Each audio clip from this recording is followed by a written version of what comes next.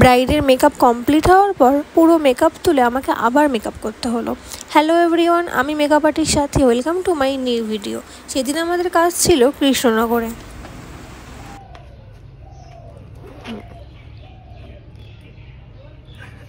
Bride কোথায় আপনার? এখনো ফটোশুট হয়নি, গায়ে হলুদ বাকি। প্রত্যেকবার এটাই হয়।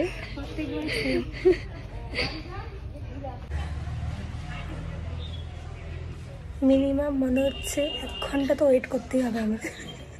এখনো ফটোশুট চলছে, তারপরে গায়ে হলুদ হবে, এখন অনেক ব্যাপার আছে, দেখা যাক। ব্রাইড তখনও ফটোশ্যুট করছিল। প্রত্যেকবারের মতো আমরা আবার কিছুক্ষণ ওয়েট করি। ওয়েট করতে করতে আমরা নিজেরাও কিছু ছবি ভিডিও তুলছিলাম। এটা হলো ব্রাইড। তো ব্রাইড কেমন লুক চাইছে শুনে নি। কেমন লুক চাইছে বলো? তোমার যা পছন্দ তুমি তাই করো, তোমার পছন্দের উপরে সব। এবার বলি ব্রাইডের মেকআপ কেন আমাকে তুলতে হয়েছিল।